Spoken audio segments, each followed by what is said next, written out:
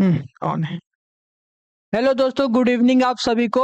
आप सबका स्वागत है साध्य पीएससी एकेडमी में। इस महा मैराथन में, साध्य पीएससी एकेडमी के महा मैराथन में आप सभी का स्वागत है जी। चलिए, तो फिर आप जल्द से जल्द चैट बॉक्स में यस लिखकर क्लैरिटी दीजिए कि साउंड और वीडियो दोनों क्लियर आ रहे हैं कि नहीं आ रहे हैं। उसके बाद जो है आगे हम लोग कंटिन्यू करेंगे, ठीक है। सबसे पहले मैं आपको एक बात बता देना चाह रहा हूं कि सर अभी कुछ रीजनवश नहीं आ पाए हैं, तो इसीलिए जो है उनकी जगह पे आज मैं क्लास ले रहा हूं। उसके बाद जो है उनकी क्लासेस आगे कंटिन्यू हो जाएंगी, ठीक है। गुड आफ्टरनून, गुड इवनिंग आप सभी को। Good afternoon, good evening. जल्द से जल्द जुड़ जाइए। जिनको जिनको शेयर करना है वहां तक आप ये शेयर कर सकते हैं, लिंक वगैरह, क्योंकि ये सभी में काम आएगा। चाहे आपका शिक्षक भर्ती हो, सहायक शिक्षक हो, व्याख्याता हो, सीजीएसएसबी हो, या फिर सीजीपीएससी का कोई एग्जाम हो, सब इंस्पेक्टर का एग्जाम हो, हर प्रकार के एग्जाम में ये को काम आएगा, ठीक है। चलिए, राधे राधे जी, राधे राधे आप सभी को। गुड, राधे राधे। ठीक है, ठीक है, ठीक है, ठीक है। होगा जी, होगा। इसके बाद होगा, धीरे से स्टार्ट होगा, उनकी भी क्लासेस स्टार्ट होंगी। अभी क्या है ना, कुछ रीजन वश वो नहीं आ पाए थे, इस वजह से जो है उनकी क्लासेस जो है उनकी जगह पे आज मैं क्लास ले रहा हूँ।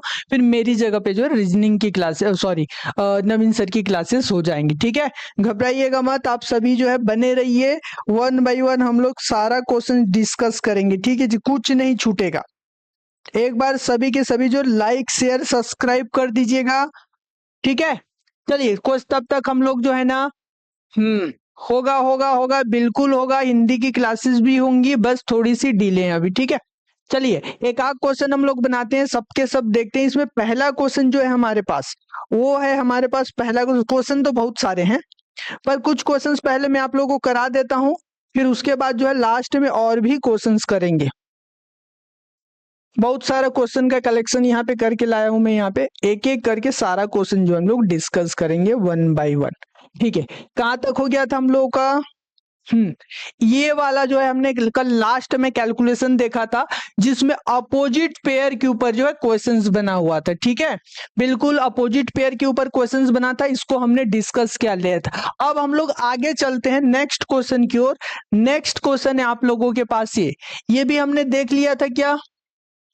ये भी देख लिया था, शायद हमने डिस्कस कर लिया था, ये भी क्वेश्चन हो चुका था। चलिए जी, अब हमारे पास जो क्वेश्चन है मैथमेटिकल ऑपरेशन, गणितीय संक्रियाओं वाला जो टॉपिक है उसके क्वेश्चंस हैं। चलिए देखते हैं इसमें कितने लोग जो है अपना कैलकुलेशन बेहतर तरीके से कर पाते हैं और सही आंसर दे पाते हैं, ठीक है। ये आपका दिया है कैलकुलेशन, इसको हमको बताना है। इसको सॉल्व कीजिए और बताइए कौन सा आंसर आएगा, ठीक है। चलिए, एक क्वेश्चन पहले मैं सॉल्व करके बता रहा हूं। इसमें जो माइनस साइन है, ध्यान दीजिएगा, इसका माइनस साइन किस में चेंज हो रहा है? इनटू में। और इनटू किस में चेंज हो रहा है? आपका प्लस में चेंज हो रहा है, ठीक है। और प्लस किस में चेंज हो रहा है? आपका भाग में चेंज हो रहा है। और भाग किस में चेंज हो रहा है? आपका माइनस में। अगर मैं यहाँ पे क्वेश्चन लिखूं 40 गुणित 12 प्लस 3 माइनस 6 प्लस 60, ठीक है। पहले तो साइन चेंज करेंगे, one by one sine change कीजिएगा, सिली मिस्टेक मत कीजिएगा, नहीं तो गड़बड़ी हो सकती है, ठीक है। राधे राधे जी, राधे राधे आप सभी को। होगी जी, हिंदी की क्लासेस होगी, ठीक है। इसके बाद जो है हिंदी की क्लासेस होंगी। चलिए आगे अगर हम लोग देखें इसमें क्वेश्चंस में, तो यहाँ पर इनटू दिया है, और इनटू किस में चेंज हो रहा है? आपका प्लस में। तो मैं यहाँ पे ये लिख सकता हूँ क्या? 40 प्लस 12, क्योंकि इनटू चेंज हो रहा है आपका प्लस में। अब इसमें देखिए यहाँ पे प्लस दिया है, और प्लस किस में चेंज हो रहा है? आपका भाग में। तो मैं यहाँ पे लिख सकता हूँ 12 डिवाइड बाई 3। फिर क्या दिया? माइनस। और माइनस किस में चेंज हो रहा है? कहाँ दिया माइनस? ये देखो, माइनस चेंज हो रहा है आपका इनटू में, तो मैं लिख सकता हूँ इंटू 6। फिर दिया प्लस, प्लस किस में चेंज हो रहा है? भाग में, तो मैं यहाँ पे लिख सकता हूँ डिवाइड बाई 6, 0 मैं लिख सकता हूँ। क्लियर है? चलिए, अब जैसे इसमें सिंप्लीफाई करेंगे तो हम लोग प्रोसीजर फॉलो करेंगे कैलकुलेशन के लिए, और वो प्रोसीजर कौन सा होता है? आपका जो प्रोसीजर होता है वो होता है बॉड मास। आप सभी को कैलकुलेशन के लिए हमेशा ये चीज ध्यान रखना पड़ेगा, बॉड मास को। बोर्ड मास आपको याद होना चाहिए, इस चीज को हमेशा फॉलो करना। ये है ब्रैकेट को बताएगा, ये ऑफ या फिर का लिखा रहेगा उसको बताता है, या फिर जहां पे भाग रहेगा फिर मल्टीप्लाई, फिर एडिशन, और फिर क्या हो जाएगा आपका माइनस। ये सीक्वेंस जो है आपको फॉलो करना है, ध्यान रखिएगा। अगर मैं यहाँ पे बताऊं कि सबसे पहले ब्रैकेट, ब्रैकेट दिया है क्या, नहीं दिया है, ऑफ या का लिखा है क्या, नहीं लिखा है, तो क्या दिया है हमारे पास जो है उसके बाद है डिवीजन पहले नंबर पे, तो जहां डिवीजन दिया है उसको पहले सॉल्व करेंगे, ठीक है। तो 3 एकम 3 चौक 12, तो ये मिल गया 40 प्लस 4 इंटू 6 डिवाइडेड बाय, अच्छा ये भी तो भाग है तो ये भी आपस में सॉल्व हो जाएगा, 6 एकम 6 दहम 60, तो इसको क्या लिख सकते हैं हम लोग, इसको लिख सकते, अच्छा मैं इसको ऐसे बता देता हूं, नहीं तो आप लोग ना कंफ्यूज हो जाओगे, ठीक है। इसको हम लोग ऐसे लिखते हैं 40 प्लस 12 डिवाइड बाई 3, भाग को डिवीजन में चेंज किया, बीच में क्या साइन है इनटू, फिर मैंने 6 को ऊपर लिखा, 60 को मैंने नीचे लिखा और डिवाइड को मैंने डिवीजन में चेंज किया, ठीक है।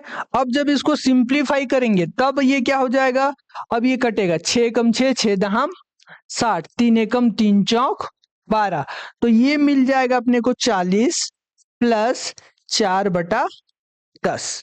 अब जब सिंप्लीफाई करेंगे इसको तो ये क्या मिलेगा आपको, 40 प्लस 0.4, तो 40.4 जो है इसका आंसर हो जाएगा। ऑप्शन में दिया है क्या, ऑप्शन आपका नहीं दिया हुआ है, ऑप्शन गलत है जी, ठीक है।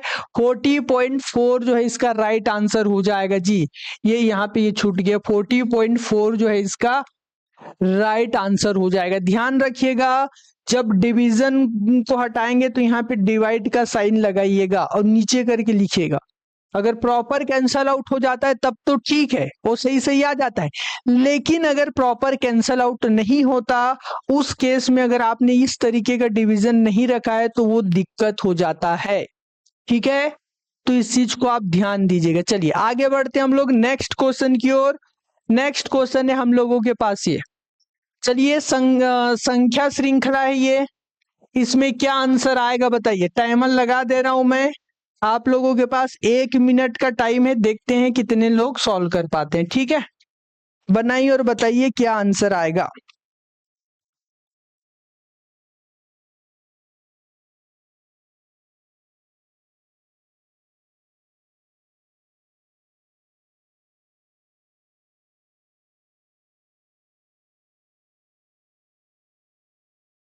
आज सर जो है ना किसी रीजन वश नहीं आए हैं, तो इसीलिए उनकी जगह पे आज मैं क्लास ले रहा हूँ, फिर वो मेरी जगह पे वो आ जाएंगे।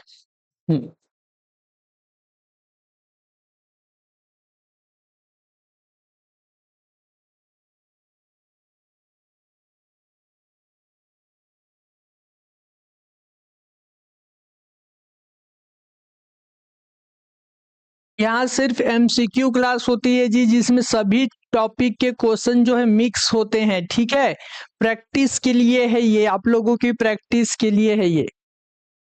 चलिए टाइम हो चुका है, क्या क्या आंसर आ रहा है आप लोगों का, 528, कुछ लोग बोल रहे हैं 528 528, ठीक है चलिए देखते हैं और क्या क्या आंसर आ रहा है। ठीक है 528 528 आ रहा है, 528 ही आएगा। चलिए ठीक है देखते हैं क्वेश्चंस को। क्वेश्चन अगर आप लोग ध्यान से देखेंगे तो ये सीरीज का क्वेश्चन है, और सीरीज के क्वेश्चन के लिए ये पैटर्न जरूर फॉलो कीजिएगा। एक है सबसे फर्स्ट प्रायोरिटी क्या होनी चाहिए आपकी, अभाज्य संख्या। अभाज्य संख्या है कि नहीं पहले चेक करो, अभाज्य संख्या है क्या, नहीं है, तो ये पहला पैटर्न नहीं है। हालांकि ये पैटर्न सीधे अपने को पता है, लेकिन कठिन में कैसे करोगे ये देखो। उसके बाद हमको क्या चेक करना है, अल्टरनेट पैटर्न चेक करना है। तो अल्टरनेट पैटर्न है क्या, कम ज्यादा हो रहा है कि सीधे बढ़ रहा है या सीधे घट रहा है, सीधे बढ़ रहा है तो अल्टरनेट भी नहीं है। तो इसके बाद देखेंगे हम लोग स्क्वायर नंबर, क्या ये परफेक्ट स्क्वायर नंबर है क्या, परफेक्ट स्क्वायर नंबर भी नहीं है, लेकिन इसके आसपास एक परफेक्ट स्क्वायर नंबर होता है, कौन सा, 21। इसके आसपास एक परफेक्ट स्क्वायर नंबर होता है 169। इसके आसपास होता है 289। इसके आसपास होता है 361। तो इसमें क्या हुआ है? हाँ, तो 11 का स्क्वायर -1 ये पैटर्न देखने को मिला। इसमें मिल रहा है 13 का स्क्वायर -1। यहां से देखने को मिल रहा है 17 का स्क्वायर -1। यहां से देखने को मिल रहा है 19 का स्क्वायर -1। तो नेक्स्ट में कौन सा नंबर आएगा? ठीक है, ये जो पैटर्न बना है किसका पैटर्न बना है? ये बना है आपका अभाज्य संख्या। अभाज्य संख्या के स्क्वायर का पैटर्न बना है -1। कैसे पता चला? क्या? हाँ, 11 के बाद 13, 13 के बाद 17 आ गया। 13 और 17 के बीच में एक विषम संख्या होता है, कौन सा? 15, 15। और ये 15 आपको इसमें दिया नहीं है, इसलिए हमको पता चला कि ये एक अभाज्य संख्या का पैटर्न है। जो 11, 13, 17, 19, तो नेक्स्ट में क्या आना चाहिए? 23 आना चाहिए। और 23 का स्क्वायर -1 कितना होता है? 529 -1, तो 528 होता है। ऑप्शन डी आपका राइट आंसर हो जाएगा। मैंने आपको बताया है कि 23 का स्क्वायर होता है 529 और 27 का स्क्वायर होता है कितना? 729। ध्यान रखिएगा दोनों सेम होते हैं, ऑलमोस्ट 5 और 7 का फर्क है। 23 का स्क्वायर 529, 27 का स्क्वायर 729। चलिए नेक्स्ट क्वेश्चन की ओर हम लोग आगे बढ़ते हैं। नेक्स्ट क्वेश्चन है हम लोगों के पास ये। चलिए इसको बनाइए और बताइए क्या आंसर आएगा।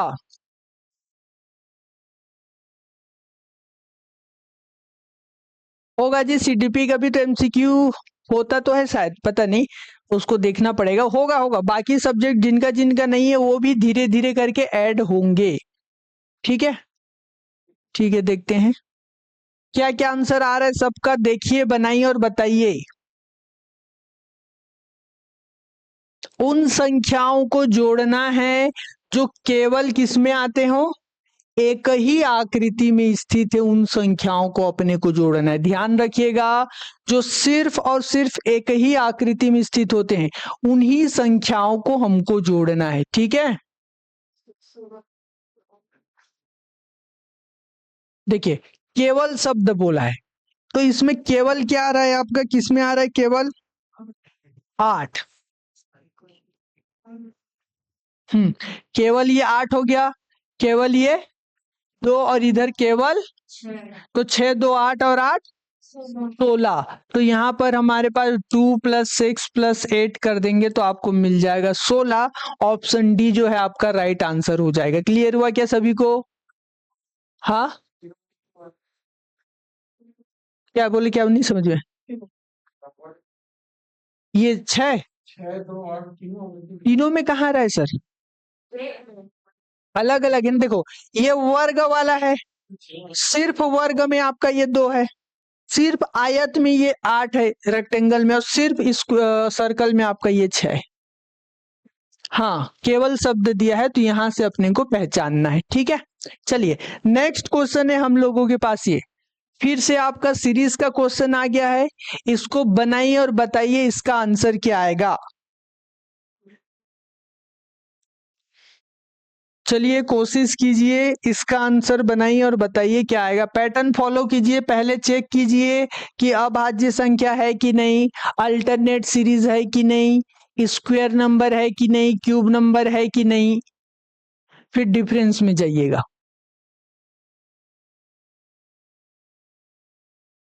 ठीक है, ठीक है, ठीक है, 16 पिछले क्वेश्चन का आंसर आया 16। ठीक है, बढ़िया जी, बढ़िया, बहुत बढ़िया, 16 आएगा उसका आंसर।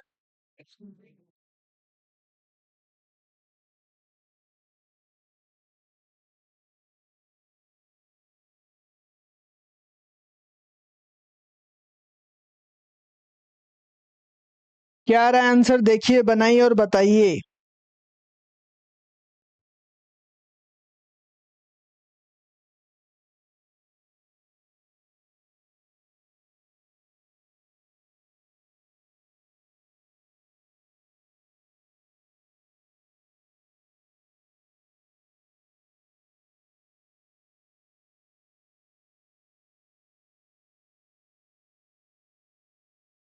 आ रहा है आंसर? 1 4 6 11 21 38। पैटर्न आप चेक करके देख सकते हैं, सीक्वेंस में लिख दे रहा हूं यहाँ पे। वैसे तो डायरेक्ट आंसर आ जाएगा आने के लिए, लेकिन अगर आप लोग न्यू लर्नर हैं जिनको नहीं आता वो इस पैटर्न से ट्राई कर सकते हैं। पहले आप क्या चेक करेंगे यहाँ पे, अभाज्य संख्या। पहले आप देखिए अभाज्य संख्या है कि नहीं। दूसरे नंबर पे ये अल्टरनेट सीरीज है कि नहीं। जो न्यू लर्नर है उनके लिए है ना, जिनको आता है वो डायरेक्ट बना सकते हैं जी। फिर आप देखेंगे स्क्वायर नंबर है कि नहीं, वर्ग संख्या है कि नहीं। फोर्थ में हम लोग देखेंगे क्यूब नंबर है कि नहीं। फिफ्थ में हम लोग देखेंगे डिफरेंस पे बन रहा है कि नहीं, अंतर पे। फिर देखेंगे कि मल्टीप्लीकेशन में बन रहा है कि नहीं बन रहा है। ये प्रोसीजर फॉलो करेंगे तो कोई भी क्वेश्चन चाहे वो टफ हो चाहे इजी नहीं छूटेगा। N square plus minus X, N square हाँ N cube plus minus X, N हाँ सेम चीज है, ठीक है। इसके बाद आप देख लेंगे N cube plus minus X, ये वाला पैटर्न फॉलो करके देखिए जो न्यू लर्नर हैं वो लोग, ठीक है। अभाज्य संख्या है क्या, 38 भाग जा रहे हैं तो ये अभाज्य संख्या नहीं है। अगर ये नंबर जो है सीधे सीधे बढ़ रहा है, अगर ये बढ़ता फिर घटता, पहले घटता फिर बढ़ता फिर बढ़ता फिर घटता फिर बढ़ता, तो ये अल्टरनेट होता, लेकिन ऐसा नहीं हो रहा है। अब स्क्वायर नंबर, ये परफेक्ट स्क्वायर नंबर 4 बस है, बाकी कोई भी परफेक्ट स्क्वायर नंबर नहीं है, तो ये भी हट गया। क्यूब नंबर ये है क्या, ये भी नहीं है। अब किस में देखेंगे हम लोग, डिफरेंस करके चेक करते हैं, ठीक है। तो इसके बीच में कितने का डिफरेंस है, 3 का। इसमें कितने का डिफरेंस है, +2 का। इसमें कितने का डिफरेंस है, +5। इसमें कितने का डिफरेंस है, +10। इसमें कितने का डिफरेंस है, 8 में गया 7, 3 2 गया 17 का ना, +17। क्या समझ में आया आपको यहां से, यहां से आपको ये देखने को मिल रहा है पैटर्न कि ये जो नंबर्स दिए हैं 3 और 2 कितने हो गए, 5। अब ये जब 3 3 का पेयर, अब अच्छा इससे भी आपको समझ में आ जाएगा कि यहाँ पर जो है जैसे ये 3 है तो इन तीनों का अगर सम करेंगे तो क्या मिलेगा, 6 4 10 और 1 11। नेक्स्ट टाइम इन तीनों का सम करो, इन तीनों का सम क्या मिलेगा आपको, 21 मिलेगा। 3 3 का पिछले 3 संख्या का सम करके देखिए, फिर इसके बाद इन 3 संख्या का सम करके देखिए, तो 20 10 30 6 36 और 2 38। क्लियर हुआ क्या।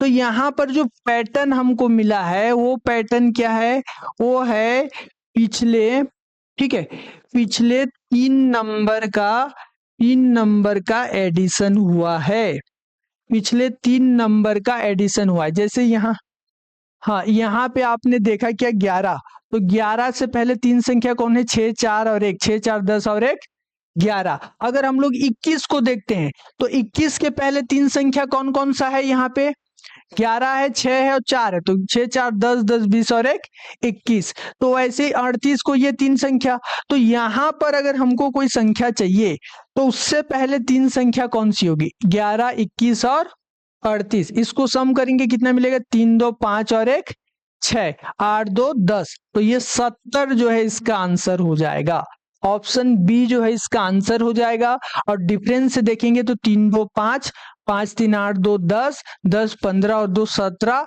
3 3 का इसमें भी आपका एडिशन हुआ है, ठीक है। पैटर्न ध्यान दीजिएगा, पैटर्न आइडेंटिफाई कीजिएगा, ठीक है। चलिए नेक्स्ट क्वेश्चन की ओर हम लोग आगे चलते हैं। इसमें ग्रुप बताना है जी, ग्रुपिंग करना है आपको। देखिए ग्रुपिंग करना है, कौन कौन सा वो चित्र है जो एक ग्रुप में दिया है, बिलोंग कर रहा है, एक ग्रुप की ओर बिलोंग कर रहा है, उसको ध्यान से देखिएगा।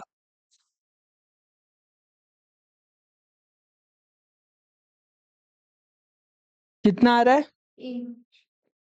ए आ रहा है। बाकियों का क्या आंसर आ रहा है इसमें, ध्यान से देखिएगा, बेसिक थोड़ा फोकस कीजिएगा, क्या चीज इसमें आपको समानता दिख रहा है। जिन चित्र में समान दिख रहा है, समानता दिख रहा है, उन चित्रों को एक ग्रुप में बनाना है, ग्रुप में रखना है। यहाँ पे ग्रुपिंग दिया है, ये एक ग्रुप है, ये ग्रुप है, ये तो ये पहला ग्रुप में ये, फिर दूसरा में ये, तीसरा में ये, ऐसे करके दिया हुआ है, ठीक है। आंसर क्या आ रहा है इधर,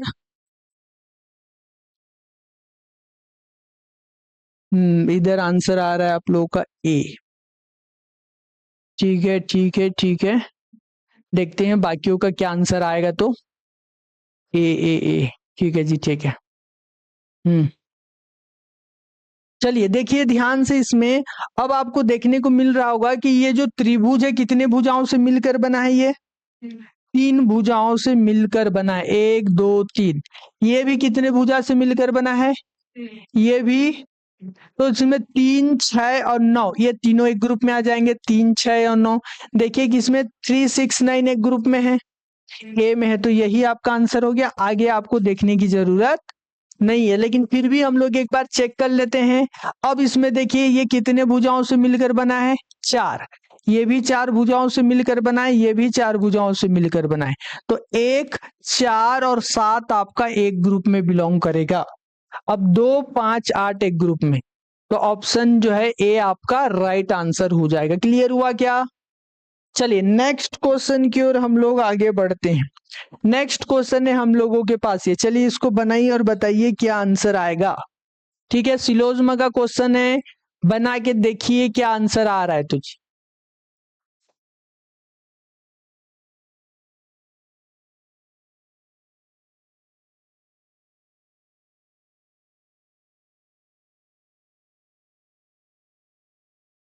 अलग अलग सभी टॉपिक जो है इसमें टच हो रहे हैं।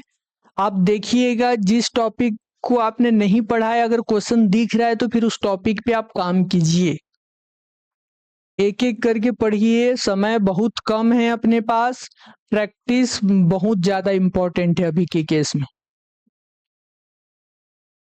क्वेश्चन सबसे बनता है, लेकिन समय के अंदर जो बनाएगा उसी का सिलेक्शन नजदीक हो।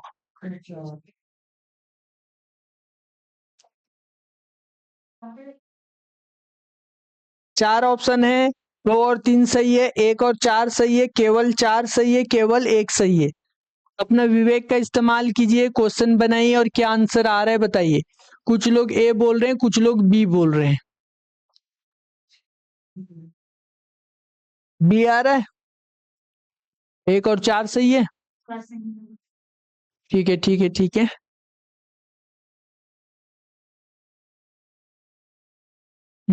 चलिए देखते हैं। जैसा कि आप सभी को पता है कि यहाँ पे क्या शब्द लिखा है? कुछ। और कुछ पेन क्या है यहाँ पे?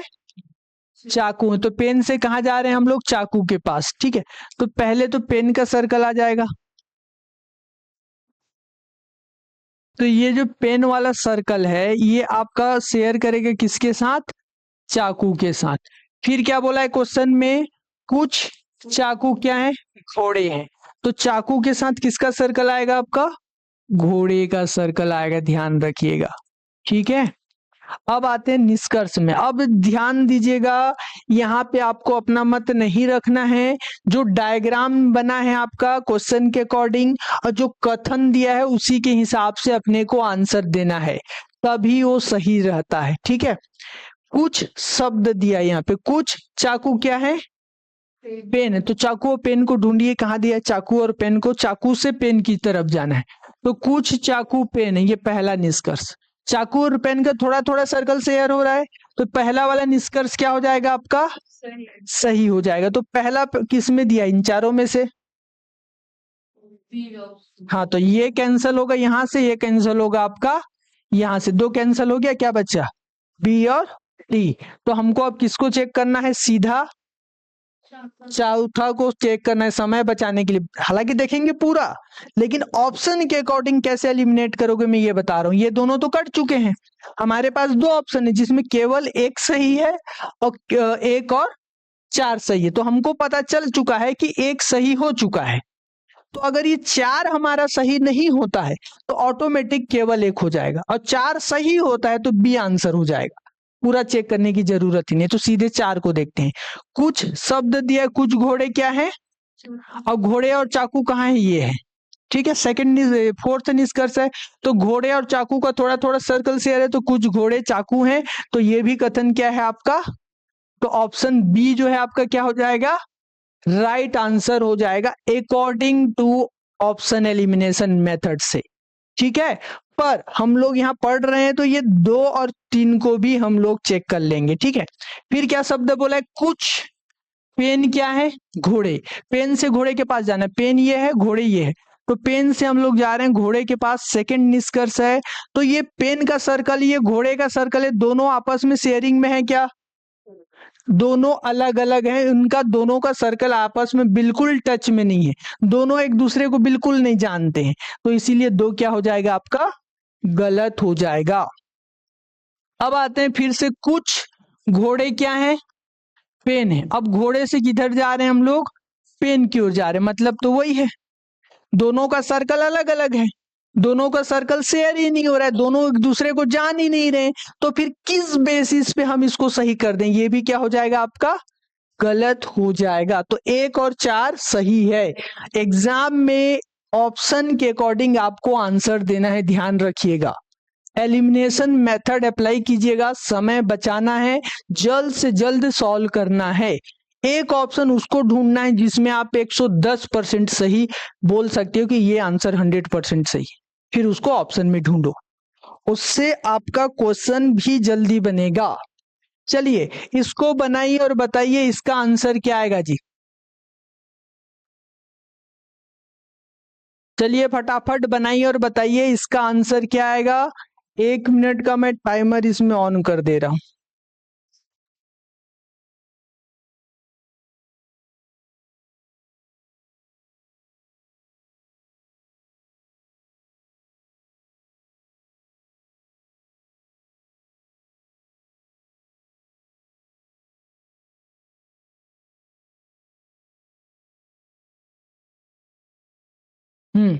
चलिए फटाफट बनाइए और बताइए क्या आंसर आ रहा है।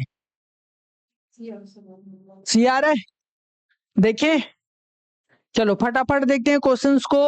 हमको यहां से ध्यान देना है कि इन दोनों में जो पैटर्न बनेगा, इन दोनों में जो पैटर्न बनेगा, सेम पैटर्न हमको यहाँ पे लगाना है, ठीक है। तो पहले पैटर्न आइडेंटिफाई करते हैं हम लोग। पैटर्न क्या दिए यहाँ पे, एन यू, और यहाँ पर क्या लिखा है, यू एन। यहाँ पर लिखा है एम बी, और यहाँ पर क्या लिखा है, यहाँ पर लिखा है ई आर, और यहाँ पर क्या लिखा है, मतलब 2-2 लेटर का ग्रुप बना है और उन 2 लेटर को पलट के लिखा हुआ है, ठीक है। तो यहाँ पे जी एच को पलट के लिखेंगे, क्या लिखा है, एच। अब ऑप्शन में जाइए, एच जी किस में दिया है, 3 में दिया है ना, ए बी ए सी और डी। अब देखेंगे ओ एस, ओ एस को पलटेंगे तो क्या हो जाएगा, एस ओ किस में दिया है, सी और डी में। टी एस, इसको पलटेंगे तो क्या लिखा है, एस टी किस में दिया है, सी में। तो ऑप्शन सी जो है इसका राइट आंसर हो जाएगा जी, ध्यान रखिएगा इसको, ठीक है। अदला बदला किया, ये अदली बदली किए, अपने प्लेस को, स्थान को एक दूसरे के साथ एक्सचेंज किए। चलिए नेक्स्ट क्वेश्चन की ओर हम लोग आगे बढ़ते हैं। नेक्स्ट क्वेश्चन है आप लोगों के पास, ये ब्लड रिलेशन का क्वेश्चन है, इसको बनाइए और बताइए क्या आंसर आएगा। इसमें समय ले सकते हैं जी आप, क्योंकि ये टॉपिक थोड़ा सा ना टफ रहता है इसको बनाने में। चलो बनन तो जाता है, बनाइए।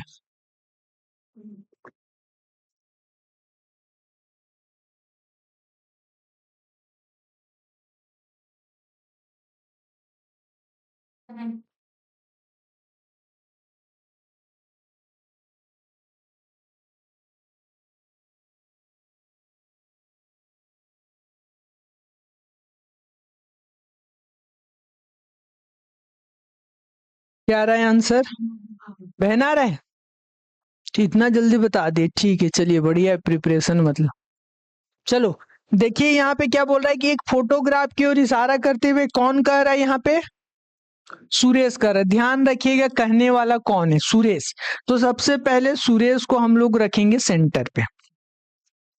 अगर बना के देख रहे हैं तो ठीक है, और सीधे सीधे पढ़ के समझ में आ रहा है तो भी आप बना वैसे प्रिपेयर कर सकते हैं, ठीक है। सुरेश कह रहा है, यह मतलब होता है इस फोटोग्राफ के अंदर जो बंदा है, ठीक है, फोटोग्राफ के अंदर जो बंदा है उसकी बात की जा रही है, ठीक है, यह उसकी बात की जा रही है, ठीक है। सुरेश कह रहा है कि मेरे, पहला रिलेशन है, जब भी आपको फोटोग्राफ वाला क्वेश्चन देता है तो मेरा, मेरे, मेरी जो शब्द रहता है, सॉरी, वहीं से स्टार्ट करना होता है। तो सुरेश कर रहा है कि मेरे दादी जी के एकमात्र पुत्र, ठीक है, एकमात्र पुत्र 3 की एकमात्र पुत्री है। तो ये जो यह है वही ये 4 हो रहे हैं ना, लास्ट वाला ही ये फोटोग्राफ वाला इंसान होता है, यही आपका फोटोग्राफ वाला इंसान है, ध्यान रखिएगा। चलिए, अब सुरेश कह रहा है 1 नंबर पे कौन आ जाएगा? सुरेश, मेरे दादी जी। तो सुरेश के यहाँ पापा आ जाएंगे और यहाँ पर उनके दादा दादी आ जाएंगे, ठीक है, दादा और ये उनकी दादी, ठीक है। सुरेश का ये दूसरा रिलेशन हो गया। सुरेश कह रहा है कि मेरे दादी जी के एकमात्र पुत्र, ये 3 हो जाएगा।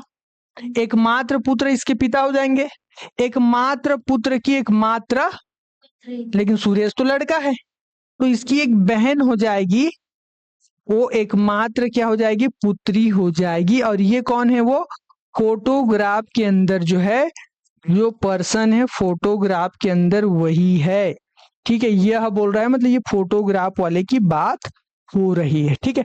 फोटोग्राफ में दर्शाई गई महिला का, इस महिला का सुरेश से क्या संबंध है, हमको ये बताना है।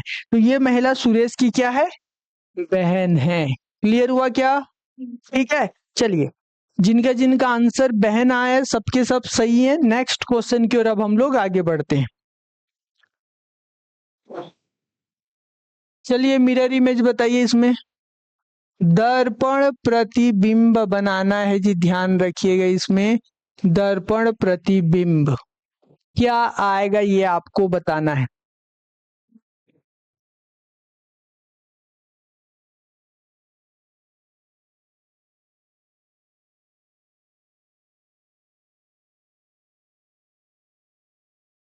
दर्पण इमेज बनाइए, ध्यान से देखिएगा, सब एक जैसा लिखे लगेगा आपको। जहां नहीं समझ में आता है वहां बना के देख लीजिए। 4 दिख रहा है, चलिए ठीक है, देखते हैं बाकियों का क्या आ रहा है आंसर। तो जो मैंने ट्रिक बताया था उसके हिसाब से बनाइए। जो पोर्शन, जो पार्ट दर्पण के नजदीक है वही आपका मिरर इमेज में, दर्पण इमेज में भी उसके नजदीक होगा। डी आंसर बोल रहे बहुत से लोग। हो रहा है। चलिए ठीक है, देखते हैं यहाँ पे। अगर हम लोग बात करें इसकी, तो यहाँ पे दर्पण इमेज, अगर दर्पण नहीं दिया है तो हमेशा किधर लगाना है? राइट साइड में दर्पण। इस दर्पण के नजदीक कौन है? और के का कौन सा पार्ट है इधर? डंडी वाला। तो ये ऐसे बन जाएगा। किस में दिया है? ये तीनों में दिया है, ठीक है। फिर दिया ए का भी ऐसा ही बनेगा जो कि तीनों में दिया है। फिर उसके बाद दिया पी, और पी का ये कर्व वाला पोर्शन इस साइड है, तो कर्व वाले पोर्शन को हम लोग ये लिख देंगे। ये किस में दिया है? तीनों में दिया है। फिर लिखा है ओ एज इट इज रहेगा। फिर लिखा है डी, डी का कौन सा पोर्शन इधर है? कर्व वाला ना, तो डी हमारा ये ऐसा हो जाएगा। तो डी किस में दिया है? ये सब में दिया है। अब दिया ए एन, तो एन ये मैंने लिख दिया, ठीक है। अब ध्यान दीजिएगा, एन का जो नीचे साइड हुआ है, नीचे साइड जो टच है वो इसके साइड है, तो मैं ये नीचे साइड वाले टच को इधर लगा दूंगा। किस में दिया है ये? ये क्या है? आपका आई है, तो यहाँ पर आपका ये आई आ जाएगा। क्लियर है। फिर क्या दिया है? 5, 5 का कौन सा एरिया इसके दर्पण के साइड कर्वा वाला है, तो ये आपका ये हो जाएगा। फिर ये किस में दिया है? सीधे 6 का ये वाला एरिया दिया है, तो ये आपका ये हो जाएगा 6। अब ये दिया 9, तो ये ऐसा कुछ हो जाएगा। क्लियर है। किसमें दिया है ये? देखो, इसमें सीधा 9 लिख दिया है ना, तो ये गलत हो गया।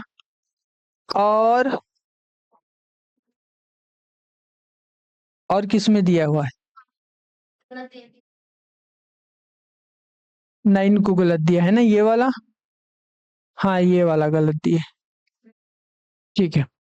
तो ये हो जाएगा ऑप्शन नंबर डी जो है आपका राइट आंसर हो जाएगा। क्लियर हुआ क्या? ठीक है, ध्यान दीजिएगा। इसमें बहुत गड़बड़ी हो जाता है। नेक्स्ट क्वेश्चन है आपके पास ये, इसको बनाइए और बताइए इसमें क्या क्या आंसर आएगा।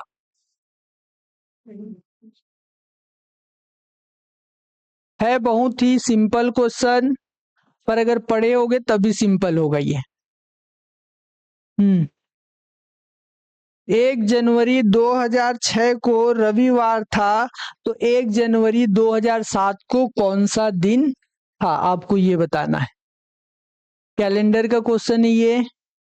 क्या हो जाएगा इसका आंसर? सोमवार बोल रहे हो आप, ठीक है, बी बता रहे हो। बाकियों को इधर देखते हैं क्या क्या आंसर आ रहा है, बी और डी। चलिए जी, एक एक करके आंसर बताते चलिए क्या क्या आंसर आ रहा है। तो बी बी बी। चलिए ठीक है, देखिए इसमें कुछ चीजें मैं बता दे रहा हूँ, पहले बेसिक बता देता हूँ कुछ। जैसे हमारे पास जो है 2 टाइप के ईयर होते हैं, ठीक है। एक होता है आपके पास, अगर हम लोग ईयर के केस में जाएं तो हमारे पास 2 कैटेगरी होते हैं। एक है आपके पास साधारण वर्ष, एक है साधारण वर्ष, और दूसरा होता है आपका लीप वर्ष। लीप वर्ष कितने साल में आते हैं? 4 सालों में एक बार आता है, ठीक है, 4 सालों में एक बार आता है, इस चीज को ध्यान दीजिएगा। और ये डेली आता है, ठीक है। और ये जो लीप वर्ष होता है वो 4 सालों में जो एक बार आता है, उसका चेंजेस किस में होता है? फरवरी महीने में, ठीक है। फरवरी महीने में जो 28 से 29 दिन होता है ना, 29 दिन फरवरी महीना में कब होता है? 4 साल बाद होता है। तो जो 4 साल में एक दिन आता है वो इसी फरवरी महीने में जुड़ता है। जब भी लीप वर्ष होता है किसी भी साल में, तो उस साल फरवरी महीने में 29 दिन हो जाते हैं, 28 दिन नहीं होते हैं। बाकी जो साधारण वर्ष होता है तो उसमें कितने दिन होते हैं फरवरी में? 28 दिन होते हैं, ध्यान रखिएगा, ठीक है। इसका टॉपिक हम लोग पढ़ेंगे अच्छे से बाद में, अभी फिलहाल देख लीजिए। अब देखिए हम लोग पता कैसे करते हैं इसमें कि हमको ये लीप वर्ष बताना है कि नॉन लीप ईयर्स बताना है, ठीक है। लीप वर्ष के लिए हम लोग किससे भाग देते हैं? 4 से और 400 से। मैंने पहले ही बताया कि अगर हमारे पास साधारण वर्ष है तो उसको 4 से भाग देंगे तो पूरा पूरा भाग जाएगा, तो लीप वर्ष है। और अगर शताब्दी वर्ष है, शताब्दी मतलब क्या होता है? सेंचुरी। शताब्दी वर्ष है और इसको अगर हम लोग 400 से भाग दे रहे हैं और ये पूरा पूरा भाग जा रहा है, तो वो क्या हो जाएगा? आपका लीप वर्ष हो जाएगा। क्लियर है? जैसे इसके लिए मैं एग्जांपल लिखता हूं। अगर मैंने लिखा 2038 36 और मैंने यहाँ पे लिख दिया सन 2000, ठीक है, 2000 भी नहीं लिखता हूं मैं, यहाँ पे मैं लिख देता हूं दूसरा केस। एक लिखता हूं 1900 और एक लिखता हूं मैं इसको 2800, ठीक है। अब ये देखिए, ये आपका सेंचुरी ईयर है। कैसे पता चला? लास्ट 2 डिजिट क्या है इसके? 0, इसीलिए सेंचुरी ईयर पहले भी मैंने बताया था। जिस भी साल के लास्ट 2 0 होते हैं वो सेंचुरी ईयर है, ये ध्यान रखना। इसको किससे भाग देकर देखेंगे हम लोग? 400 से। इसको किससे भाग देकर देखेंगे? ये पूरा पूरा भाग जा रहा है क्या? तो ये 2800 क्या है आपका? लीप वर्ष हो जाएगा।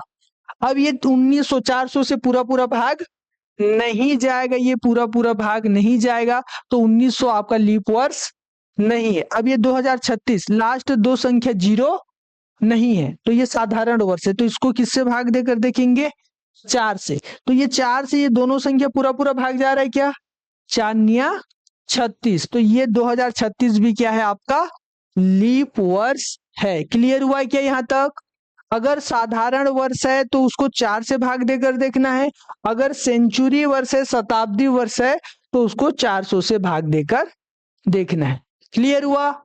अब एक और चीज बताया था मैं यहाँ पे कि अगर लीप वर्ष होता है तो बदलाव कौन से महीने में होता है? फरवरी महीने में बदलाव होता है। ये क्लियर है? एक और पॉइंट ध्यान दीजिएगा, साधारण वर्ष में कुल कितने दिन होते हैं एक साल में? 365 दिन। लीप वर्ष में कितने दिन होते हैं एक साल में? 366 दिन होते हैं। क्या ये क्लियर है? इसमें कितने दिन ज्यादा हैं?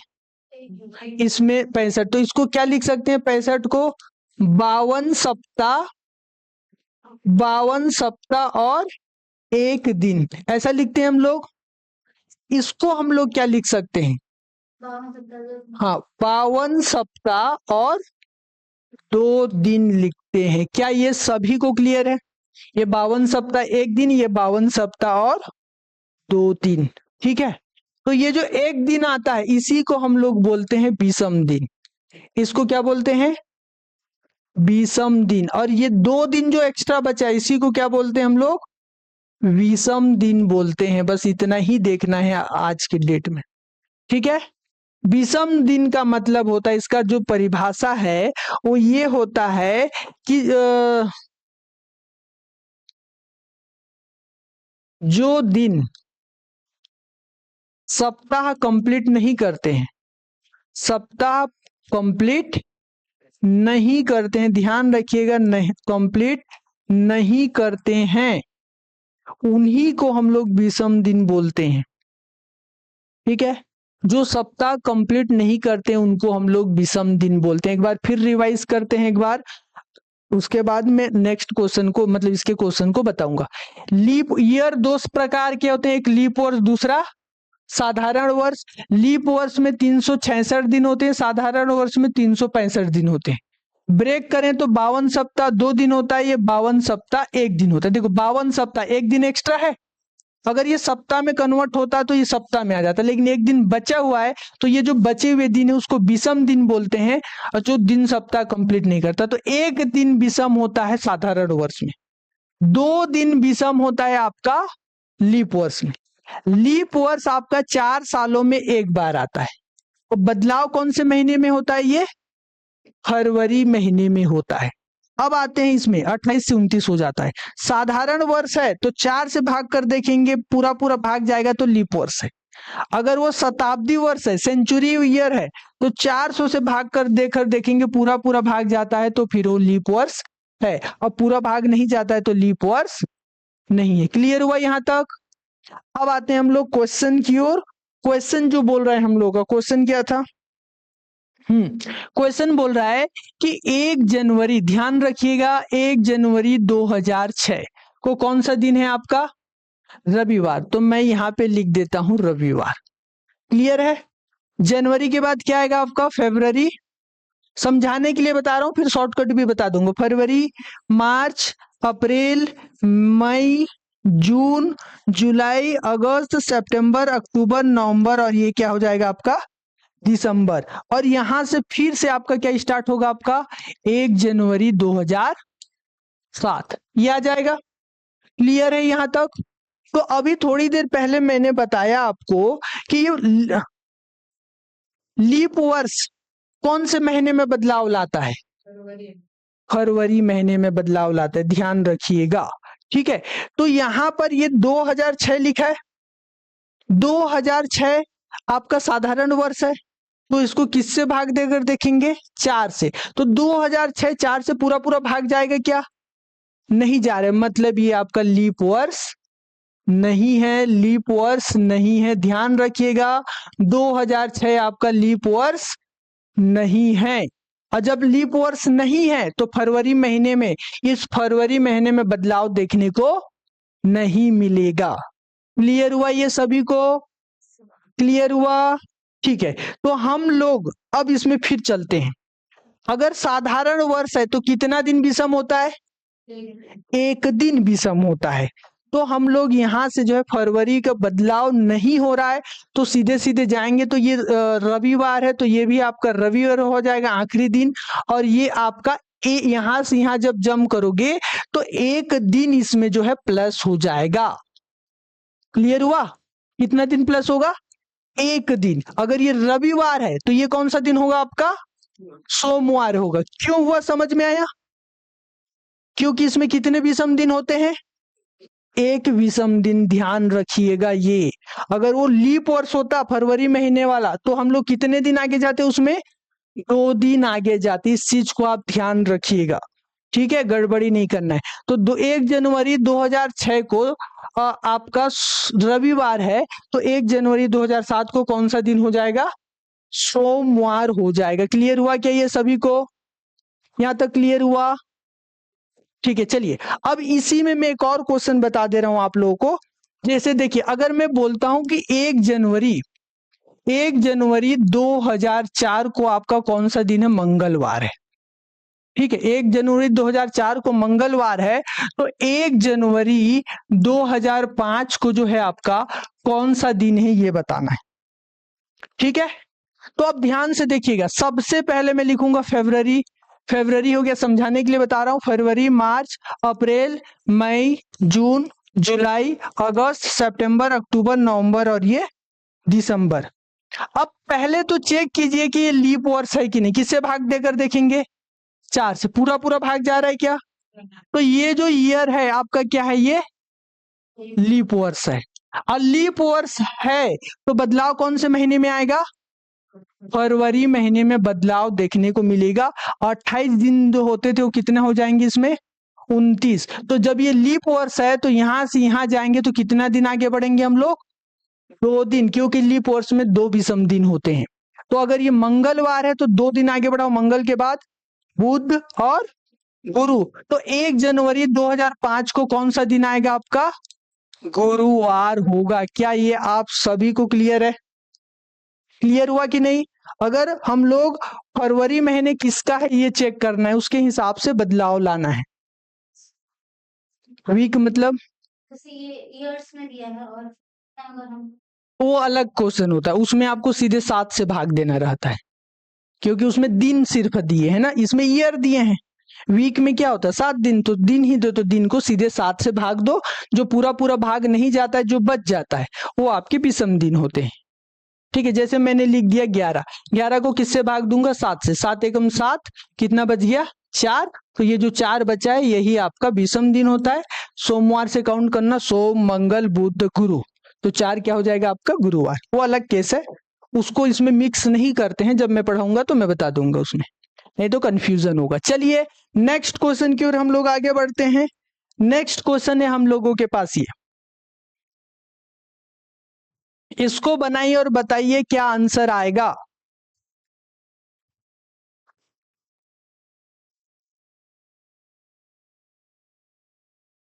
फटाफट बनाइए और कमेंट कीजिए आंसर क्या आ रहा है इसका।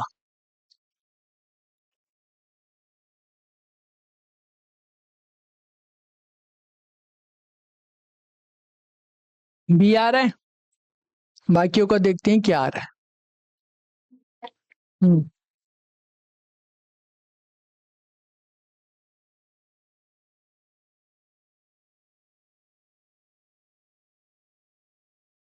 चलिए देखिए ध्यान से, तो यहाँ पे आपको देखने को मिलेगा कि जो डेप्थ है उसके लिए ये कोडिंग क्या है? सिंबल वाला। जो पाउडर है, पाउडर के लिए ये कोडिंग क्या है? तो ये जो पैटर्न दिख रहा है ये आपका नॉनसेंस पैटर्न है, क्योंकि जैसे ही सिंबल वाला आता है समझ लो वो नॉनसेंस पैटर्न है। इसका मतलब ये है कि उस पैटर्न का कोई सेंस नहीं बनता है। तो डी के सामने जो शब्द, जो नंबर्स दिया है, जो भी दिया है, वही उसका पैटर्न है। तो डी के लिए पैटर्न क्या हो जाएगा? 7 कोडिंग। और ई के लिए क्या हो जाएगा आपका? डॉलर। पी के लिए क्या हो जाएगा आपका? परसेंटेज। टी के लिए क्या हो जाएगा आपका? हैशटैग। एच के लिए क्या हो जाएगा आपका? 6। तो ऐसे करके हमको इसमें देखना है, हमको किसका बताना है? वर्थ का बताना है। ठीक है, WORTH।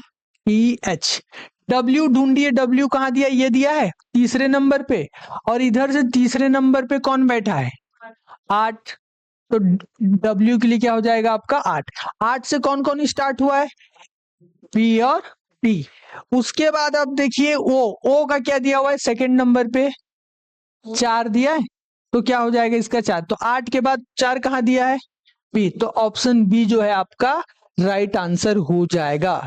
ठीक है, चलिए आगे देख लेते हैं। आर, आर कहाँ गया? लास्ट में क्या दिया है? 5।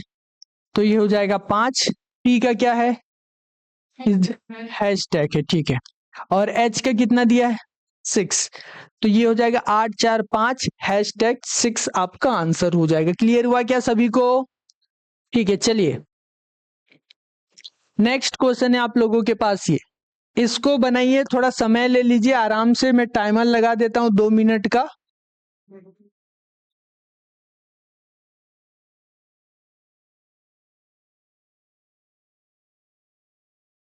चलिए इसको बनाइए और बताइए क्या आंसर आएगा।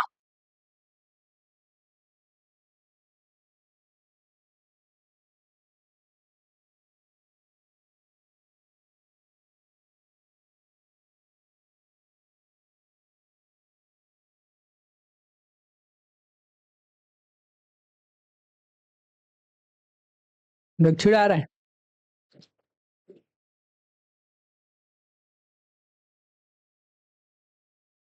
बनाइए और बताइए क्या आंसर आएगा, उसके हिसाब से फिर मैं आगे एक्सप्लेन करता हूं।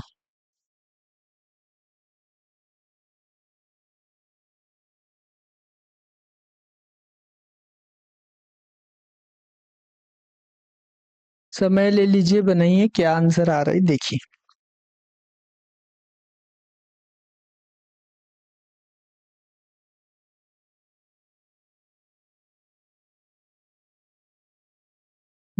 इधर आंसर आ रहा है बी डी और ए, बी डी और ए, बी। पिछला क्वेश्चन में क्या दिक्कत है जी, पिछला तो आसान था, जिसके लिए जो सामने लिखा था वही उसका तो कोडिंग था। पिछले क्वेश्चन में इसके सामने जो लिखा है वही उसका कोडिंग है। देखो W के पास क्या लिखा है 8, तो W का कोडिंग 8 हो गया। O के पास क्या लिखा है 4, तो O का कोडिंग 4 हो गया। यही तो लिखना है, जिस भी लेटर के सामने जो चिन्ह या नंबर दिया उसको वही उसका कोडिंग है। इतना ही है बस, इसमें और कुछ नहीं है। इसमें अगर आप देखेंगे तो अब ये क्लॉकवाइज एंटी क्लॉकवाइज के ऊपर, ये डायरेक्शन का क्वेश्चन है, क्लॉकवाइज एंटी क्लॉकवाइज के ऊपर बेस्ड है। बहुत से लोग बी बोल रहे हैं यहाँ पे उत्तर पश्चिम करके। चलिए देखते हैं यहाँ पे क्या आएगा आप लोगों का आंसर तो, ठीक है। चलिए टाइम भी हो गया आप लोगों का। क्वेश्चन बोल रहा है यहाँ पर कि रहीम नाम का एक बंदा है, वो पूर्व की ओर जा रहा है, ठीक है। अब पहले तो दिशा बना लो, उत्तर दक्षिण पूर्व और पश्चिम। ध्यान रखिएगा, ऊपर में उत्तर, नीचे दक्षिण, राइट में पूर्व और लेफ्ट में आपका पश्चिम होता है। अब ये रहीम किधर जा रहा है, पूर्व। पूर्व किधर होता है, उस ओर जाता है। तो सबसे पहले तो इसमें जब भी आपको एंगल वाला क्वेश्चन देता है तो वहां पे आप ये क्वाड्रेंट बना लो, सबसे आसान होगा आपको सॉल्व करने के लिए जब आपको एंगल वाला क्वेश्चन देगा। तो यहाँ पे क्वाड्रेंट बनाइएगा और यहाँ पे किसको बिठाना है, अपने को रहीम को बिठाना है। रहीम यहाँ पे है। अब रहीम किस ओर जा रहा है, पूर्व दिशा की ओर। तो मैंने इधर पूर्व दिशा की ओर उसको चलाया, फिर क्या बोला, कुछ देर जाने के बाद 45 डिग्री बाएं मुड़ गया, ठीक है, यहां तक गया वो, ठीक है। अब बायां मुड़ रहा है तो यहां से वो बायां मुड़ेगा कितना डिग्री, 45। तो ये आपका ये हो जाएगा, तो यहां से मुड़ के वो यहां चला गया, 45 डिग्री बायां मुड़ा है। ध्यान दीजिएगा एरो का साइन देखिए, यहां तक गया पहले वो, फिर यहां से वो इधर मुड़ा 45 डिग्री। अब बोला फिर कुछ देर दूर जाने के बाद वह 90 डिग्री मुड़ गया। अब यहां से कितना डिग्री मुड़ रहा है वो, 90 डिग्री मुड़ गया। तो यहाँ ये 45 है, तो ये कितना होता है आपका 45, और यहां से आपका ये कितना होगा, फिर से 45। तो यहां से यहां जो है ये 45 कुल मिलाकर जो है वो 90 डिग्री मुड़ गया यहां तक। क्लियर है। फिर बाएं मुड़ जाता है, बायां ही बोला था ना, इसीलिए मैंने यहाँ पे बाएं ही और बाईं ओर ही मुड़ा है। तो वह अभी किस दिशा में जा रही है, ये उसका डायरेक्शन है। अभी उसका दिशा किधर है, हाँ ये उत्तर होता है, इधर दक्षिण होता है, ये पूर्व होता है और ये आपका पश्चिम। तो अपना दिशा क्या मिल गया आपको, उत्तर और पश्चिम।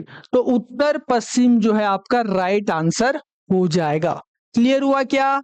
इसमें सभी जो है ना, जो भी डाउटफुल रहते हैं वो सब हट जाता है अगर आप क्वाड्रेंट बना के सॉल्व करेंगे एंगल वाले क्वेश्चन को तो, ठीक है। शॉर्ट ट्रिक नहीं देखेंगे, शॉर्ट ट्रिक किसी और दिन बताऊंगा, नहीं तो फिर सब हौच पौच हो जाएगा इसमें, ठीक है। चलो उत्तर पश्चिम इसका राइट आंसर है। नेक्स्ट क्वेश्चन की ओर हम लोग बढ़ते हैं। चलिए इसको अब आपको अरेंज करना है, लॉजिकल रीजनिंग का क्वेश्चन है, अपने विवेक का बुद्धि का इस्तेमाल करना है और इसको अरेंज करना है। बताइए क्या आएगा इसमें। नवजात शिशु, किशोरावस्था, मृत्यु, यौवन और बुढ़ापा।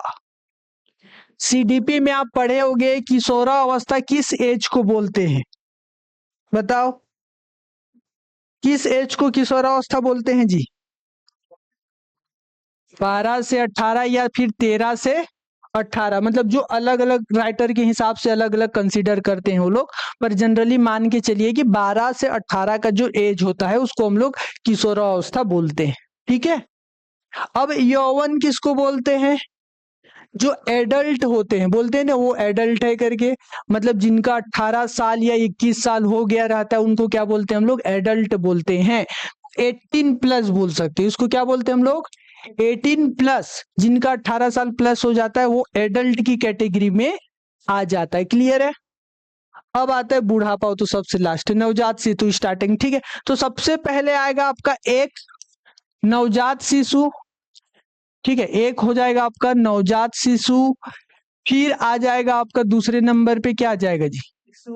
किशोरावस्था आ जाएगा, फिर आ जाएगा फोर्थ नंबर वाला आ जाएगा यौवन, जिसको इंग्लिश में आपको एडल्ट, देखो जैसे ऐसे वो शब्द आता है ना तो एक बार इंग्लिश चेक कर लिया कीजिए, इंग्लिश में वो चीजें जो हमको आसान हो जाती हैं। फिर है आपके पास बुढ़ापा, फिर क्या हो जाएगा? बुढ़ापा आएगा, फिर लास्ट में क्या आएगा? मृत्यु। परम सत्य क्या है? मृत्यु। 1 2 4 कहाँ दिया है? 1 2 4 5 3, ऑप्शन नंबर ए जो है इसका राइट आंसर हो जाएगा। चलिए अब हम लोग आगे बढ़ते हैं। सबसे आसान तो मृत्यु, हाँ उसी से आपको पता चल जाता। क्लियर, एकदम सही है। चलिए अब इसको बनाइए और बताइए क्या आएगा आंसर।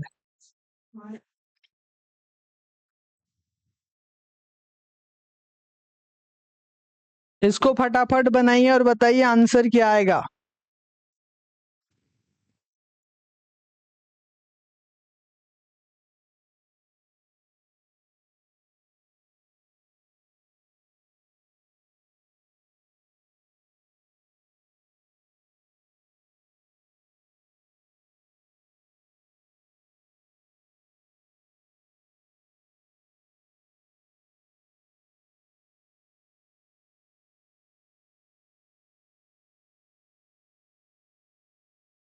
आजा आजा आजा।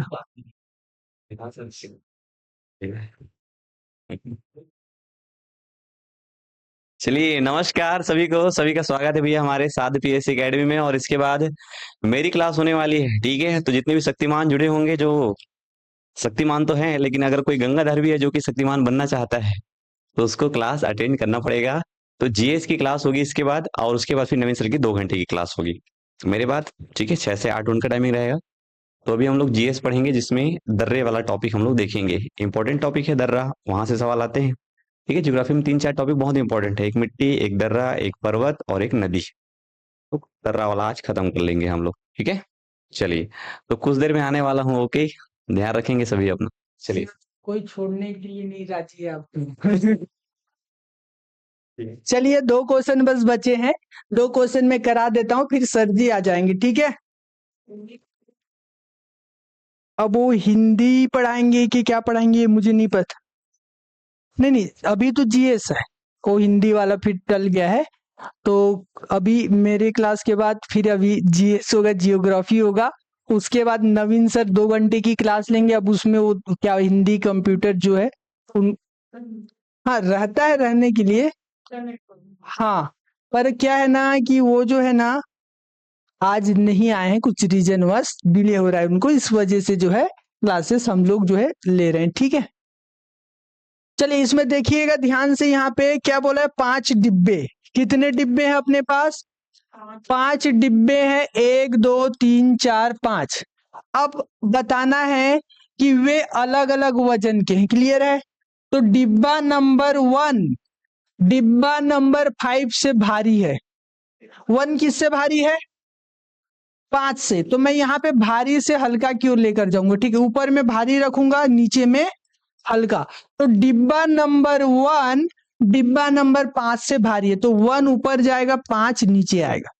लेकिन अच्छा इसको अच्छे से लिखते हैं जी, ये 1 जो है आपका 5 से भारी है, लेकिन डिब्बा नंबर 3 से क्या है, वो हल्का है, तो 3 कहाँ चला जाएगा जी आपका ऊपर। क्या ये सभी को क्लियर है?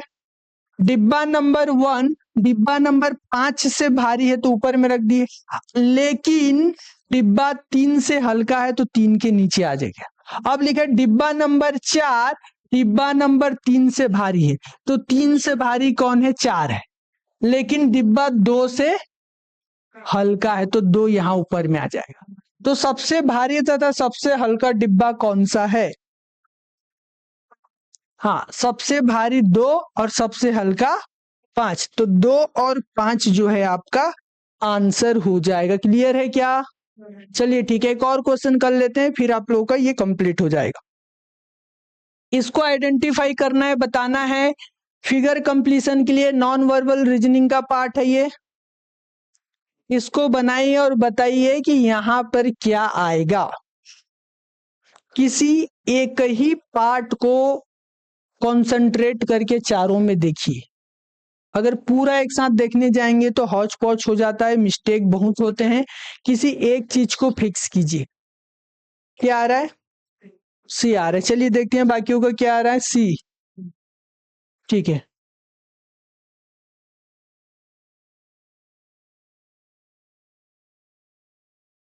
चलिए ठीक है, अब इसमें देखते हैं, इसमें जूम, इसको जूम करना पड़ेगा बोल रहे हैं।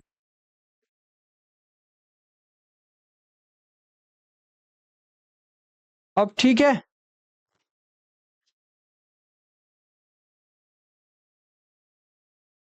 ठीक है। इसमें अभी ध्यान दीजिएगा आप कि ये जो पोर्शन है सभी इस साइड है, नीचे वाला। अब यहाँ पे देखिए, यहाँ पर जो है ये बना है, ये बना हुआ है ना ऐसे करके। यहाँ पर ये भी बनेगा ऐसे करके, ठीक है। और यहाँ पर ये डंडी, ये डंडी, ये डंडी, ये डंडी, ये, तो ये तो ऐसा वाला कहाँ पे दिखाई दे रहा है आपको? दिख रहा है कहीं पे?